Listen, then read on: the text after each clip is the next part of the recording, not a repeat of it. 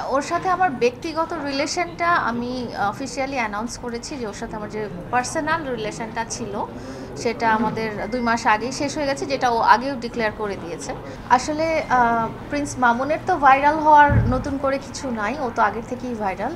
আর আমি যেটা বলবো যে এটা এত একটা স্পর্শকাতর সম্পর্ক যেটা নিয়ে আসলে মানুষের নাটক করারও কিছু নাই।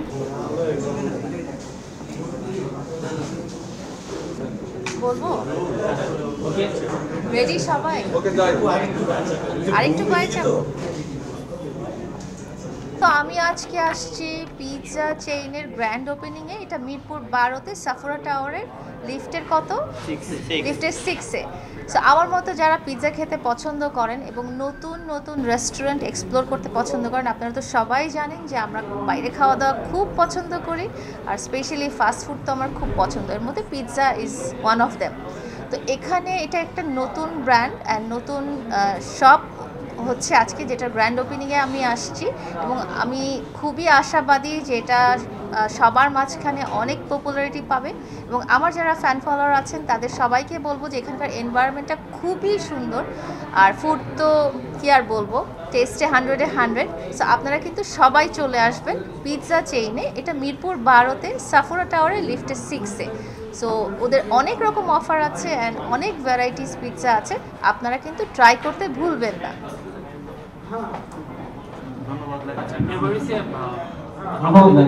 সাংবাদিক ভাইদেরকে বলবো যে আপনাদের কোনো প্রশ্ন থাকলে বলতে পারেন। এটা কি আপনার কি প্রথমে ধরনের কোনো উদ্বোধনে যাওয়া প্রফেশনাল রেস্টটা আমরা আগেও গিয়েছি।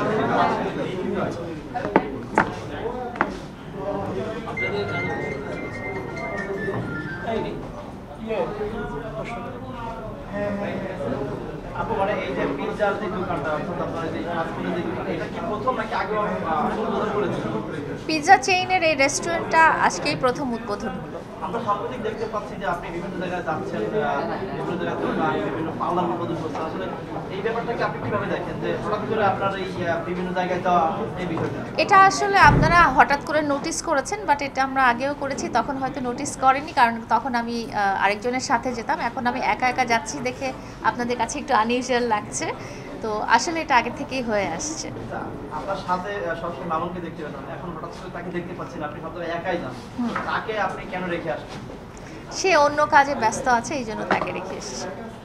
আর আমি তো বলেই দিয়েছি সে আর আমার সাথে নাই। সো সে তার মতো লাইফ লিড করছে, আমি আমার মতো লাইফ আছে। আজকে এখানে একটা প্রসঙ্গ এসেছে, লাকি একটা প্রসঙ্গ। যেমন যিনি ওনার, তিনি বলছিলেন যে লুবাবা তাদের জন্য ব্র্যান্ড প্রমোটর হিসেবে লাকি।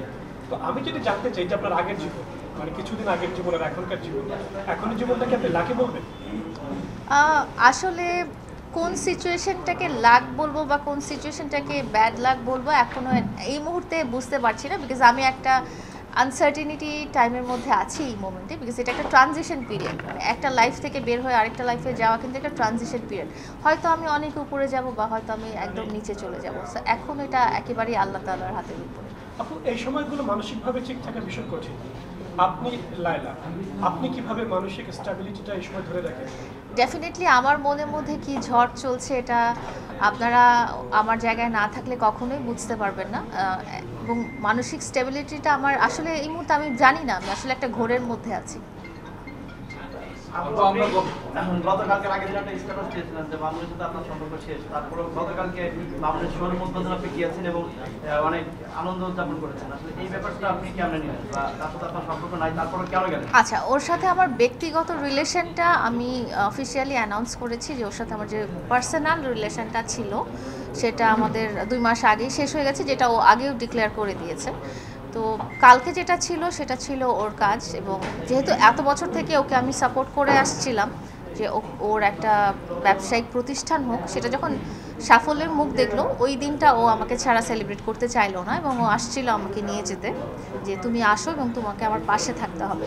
তো একজন মানুষের সাথে আমি এত বছর ছিলাম এবং তার খারাপ টাইমে ছিলাম, তার ভালো টাইমে ছিলাম, তো সে যখন তার একটা সাফল্যমণ্ডিত সময়ে এসে দাঁড়ালো, তো তখন আমি মনে করলাম যে একজন মানুষ হিসেবে তার পাশে থাকা উচিত। আপু এইখানটাই যে সাফল্যের কথা বললেন, আমরা জানি আমার মামুনকে আগেও দেখতাম, এখনো দেখেছি, তার পুরো আমূল পরিবর্তন এসেছে এবং সে এখন যখন কথা বলে তখন আমরা কোথাও টের পাই যে আপনার সহযোগিতার হাতটা সে কোথাও যেন অস্বীকার করে।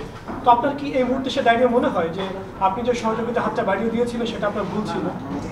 আসলে সহযোগিতা ব্যাপারটা যেটা, সেটাতে কখনো গিভ অ্যান্ড টেক হয় না, এবং আমি যখন তাকে না, আমি যে কোনো কাউকে যখন সহযোগিতা করতে চাবো, আমার কখনো মনে হবে না যে সে রিটার্ন ব্যাক আমাকে কিছু করবে বা সে আমাকে থ্যাঙ্কস দিবে বা সে আমার কাজটা বা আমার দায়িত্বটা আমি করেছি।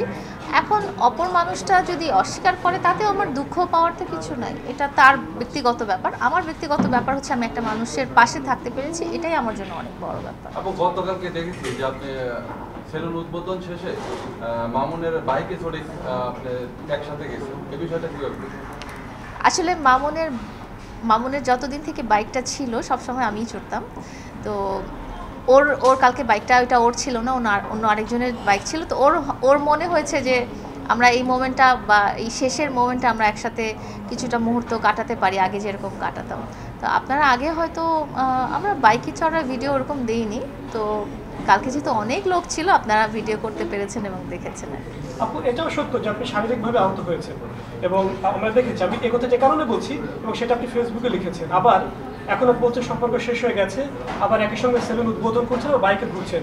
এটাতে একটা পক্ষ বা সামাজিক যোগাযোগ মাধ্যমে কেউ বলে থাকে যে আপনারা ভাইরাল হওয়ার জন্য, আবার নতুন করে আলোচনা আসার জন্য ইচ্ছে করেই এই কাজগুলো ছড়াচ্ছেন, করছেন। এ বিষয়ে আপনার প্রতি উত্তরটা কি হবে? আসলে প্রিন্স মামুনের তো ভাইরাল হওয়ার নতুন করে কিছু নাই, ও তো আগের থেকেই ভাইরাল।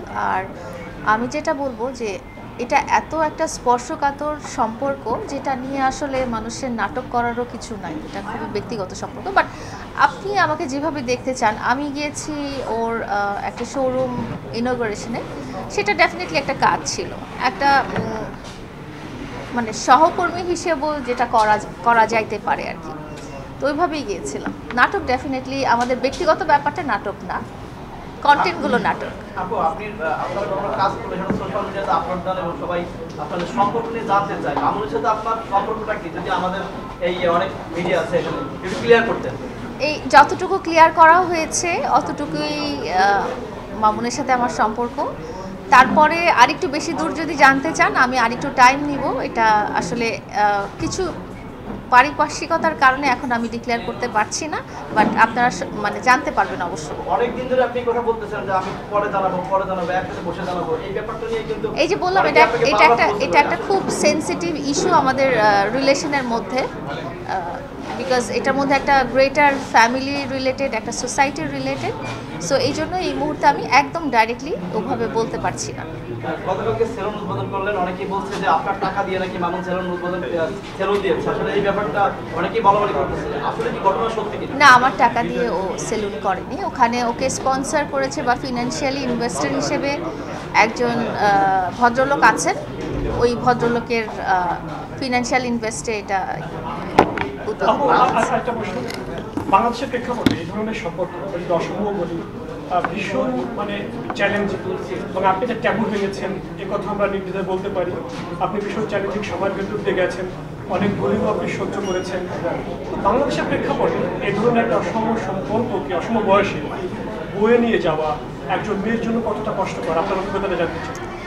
আমরা শুধু মেয়ের জন্য না, আসলে আমার সাথে যে আমার যে লাইফ পার্টনার ছিল, ডেফিনেটলি তার জন্য কিন্তু আরও বেশি চ্যালেঞ্জিং ছিল, বিকজ আমাদের মধ্যে এজ ডিফারেন্সটা যাই হোক না কেন, আমি জিনিসটা যতটা ফেস করেছি সেও সেমই ফেস করেছে, এমন না যে সে কম, সে বরং আরও বেশি ফেস করেছে, বিকজ কম এজের ছেলে হলে তার সারাউন্ডিংস, পরিবার, সহকর্মী, বাইরের লোকজন অনেক কিছুই তাকে বলতে পারে জিনিসটা। তো শুধু আমি একা না, আমরা দুজনই আসলে ফেস করেছিলাম। এই যে সম্পর্ক করে যে এত হাসি খুশি, এত মানে বর্ণিল একটা জীবন, এবং এর বাইরে এই যে বাংলাদেশের সামাজিকতার প্রেক্ষাপটে এই যে মানুষের এত কটু কথা, এত অন্যভাবে তাকানো, কখনো কি মনে হয় যে জীবনটা আসলে কোথাও কষ্টে আপনার কাছে? হ্যাঁ, অবশ্যই জীবনটা তো স্ট্রাগল করেই চলতে হয়, তো তার মাঝখানে আমরা যতটা আনন্দ খুঁজে পাবো বা যতটা হাসি খুশিভাবে, কারণ মানুষ কতদিন বাঁচবে এটা তো কেউ জানে না। আমরা যে কোনো মোমেন্টে মারা যেতে পারি বা যে কোনো মোমেন্টে যে কোনো দুর্ঘটনা হয়ে যেতে পারে। আমরা কিন্তু রিলেশনটা স্টার্ট করার সময় কখনো ভাবি নাই যেভাবে আমরা দুজন আলাদা হয়ে যাব।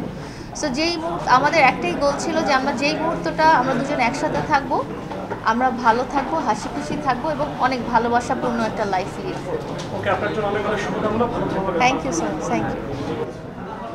এটা তো ওনারা ওখানে তো আর আমি ছিলাম না যে কে কি বলতে চাচ্ছে এবং কে কি বলতে চাচ্ছে না। সো মামুন এমন কিছু বলবে না বা করবে না যেটা আমার জন্য খারাপ হোক বা অসম্মান হোক। So, যেখানেই সে বুঝবে যে লাইলাকে কেউ ছোট করতে চাচ্ছে বা কেউ ডিসরেসপেক্ট করতে চাচ্ছে, মামুন থামিয়ে দিবে, এটাই। আমরা আপনি বলতে চাচ্ছেন যে মামুনের পরিবার আপনাকে গ্রহণ করতে যাচ্ছে না, এরকম? এটা ওনারা বলতে পারেন, আমি জানি। স্ট্যাটাসের মাধ্যমে তাহলে আমরা ধরে নিব যে মামুনের সাথে আপনার চিরতরে সম্পর্ক শেষ। মামুনের সাথে আমার ব্যক্তিগত সম্পর্ক শেষ।